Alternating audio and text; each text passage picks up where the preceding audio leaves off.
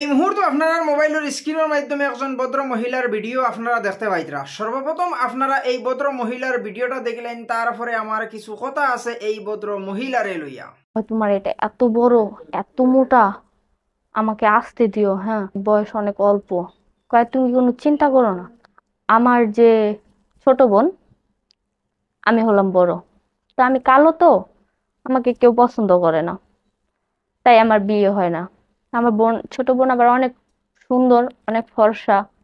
এর জন্য আমার সবসময় হিংসা হয়। আমার ছোট বোনকে সবাই ভালো বলে, অনেক পছন্দ করে, অনেক লাইক করে, কিন্তু আমাকে কেউ লাইক করে না। বড় বোন, কিন্তু আমার বিয়ে হলো না। কিন্তু আমার ছোট বোন এত ফর্সা, এত ভালো, মানে ফর্সা দেখে সবাই ওকে আদর করে, ভালোবাসে। এই কারণে ওকে একটা ছেলে পছন্দ করে বিয়েও করে ফেলতেছে। আর আমি কালো দেখা আমার দিকে কেউ তাকায় না, আমাকে কেউ বিয়ে করতে চায় না।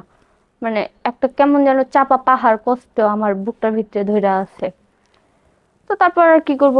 এখন আমি ভাবতেছি, বিয়ে হলে কি হয়। আমার বোন তো বাসর ঘরে যাবে, চোখের তলে ঢুকলাম, ঢুকে দেখি যে আমার ছোট বোন আর ছোট বোনের স্বামী কি করে। কারণ আমার তো ভিতরে অনেক কষ্ট, এর জন্য আমি চুপচাপ চাপা কষ্ট নিয়ে বোন কি করে না করে, বোনের স্বামী কি করে না করে, সেটাই দেখতে শুরু করলাম। তখন আসলো, অনেক রকমের কথা বললো, যে দেখো, আম, অনেক দিন সম্পর্ক করছি, তারপরে বিয়ে হলো। ওকে তো করে অনেক কথা বললো, কথা বলার পরে আস্তে আস্তে আস্তে আস্তে দেখি যে আস্তে আস্তে আমার ওই ঘরের লাইটটা অফ করে দিল। ঘরের লাইটটা অফ করে দিয়ে বোন বলতেছে অনেক অন্ধকার হয়ে গেছে, আমার তো এখন ভয় করতেছে।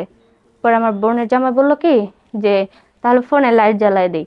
পরে ফোনে লাইট জ্বালাই দিছে, পরে একটু আলো হয়েছে। আমি এবার চোখের কোনা দিয়ে একটু মাথা বের করে দিয়া, মানে পিছন দিক দিয়ে, যদি সামনের দিক দিয়ে দেই তাহলে তো অবশ্যই আমাকে দেখে ফেলবে। এর জন্য পিছন দিক দিয়ে আমি দেখতেছি। দেখি আস্তে আস্তে আমার বোনকে, তো চকিতে বসা আছে, আস্তে আস্তে মাথার ঘুমটাটা সরালো, সরাইয়া তারপরে শাড়ির আঁচলটা খুলাইলো, ব্লাউজটা খুললো, নিচে ব্রা পরা ছিল সেটা খুললো। তারপরে আস্তে আস্তে আস্তে অনেক কিস দিল, বুকে দিল। তারপরে আমার বোন বলতেছে কি করো, আস্তে করো, আমি বুকে ব্যথা পাই। পরে বলার পরে আচ্ছা ঠিক আছে শোনা, তুমি ব্যথা পেলে তো আমিও ব্যথা পাবো। বলার পরে আমার বোনকে বললো ছায়াটা খুলতে।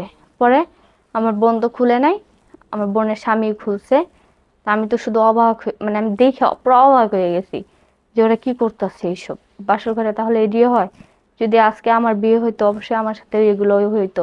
কতই না ভালো লাগতো আমার, কতই না সুখী হতাম। আমারও ঘর হতো, সংসার হতো, স্বামী থাকতো, শ্বশুর শাশুড়ি থাকতো। যাই হোক, এগুলো না ভাইবা দেখি ওরা কি করে। পরে আমার বোনের জামাইয়ের সবকিছু খুললো, পরে দেখি যন্ত্রটা কত বড়, কত মোটা। এখন ওইটা দেখে আমার বোন তো ভয় পেয়ে গেছে।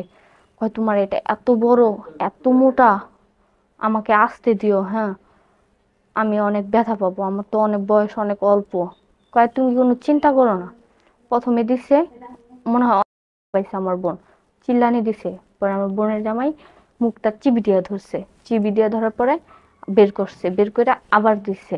আমি তো দেখে পুরা টাসকি লেগে গেছি। যেভাবে আপনারা ভিডিওটা দেখতে পারছেন অথচ বুঝতে পারছেন এই কাহানিটা বাস্তবতার লগে কতটুক মিল আছে, এই জিনিসখান আপনারা কমেন্ট করিয়া কমেন্টের মাধ্যমে মতামতটা জানাইবার। এই ধরনের মহিলাগুলোর উদ্দেশ্য করি আমি ও জিনিসখান কইতাম চাই, এই ধরনের মুখ মাস্ক লাগাইয়া যে কোনো ধরনের কাহানি আইয়া সোশ্যাল মিডিয়ার মাধ্যমে খোয়া যায়। আর এই ধরনের মহিলাগুলোর উদ্দেশ্য করি আমি ও জিনিসখান কইতাম চাই, মুখ মাস্ক লাগাইয়া যে কোনো ধরনের কাহানি সোশ্যাল মিডিয়াত কইবার আগে ও জিনিসখান তোর চিন্তা ভাবনা করিও। ভবিষ্যতে এই ধরনের কাহানি তোমাতানোর অলে আওলাদে দেখবা, তোমাতানোর মা বাপে দেখবা, তোমাতানোর 14 গোষ্ঠী তোমাতানোর কাহানি খানাই দেখবা এবং শুনবা। তুমি তাই মুখ মাস্ক লাগাইয়া তো কাহানি কই দিলা, কারণ তোমাতানোর মুখটা তো কেউ চিন্ত নাই। গতিকে যে কোনো ধরনের কাহানি তুমি তাই সোশ্যাল মিডিয়াত কইতে পারো। এই ধরনের মহিলাসকলের একটা উদ্দেশ্য শুধুমাত্র কিছু ভিউজ কামানি আর কিছু ফলোয়ার্স কামাইতা করি এই ধরনের ভিডিও বানাইয়া সোশ্যাল মিডিয়ার মাধ্যমে ভাইরাল করেন। তবে এই ভিডিওর ব্যাপারে আপনার মতামত আপনারা কমেন্টের মাধ্যমে জানাইবা। এতটুকু ভিডিওর মাধ্যমে ভুল ত্রুটি হইলে আপনারা ক্ষমা দৃষ্টিতে দেখবা। পরবর্তী কোনো এক ভিডিওত আপনার সাথে দেখা হইব।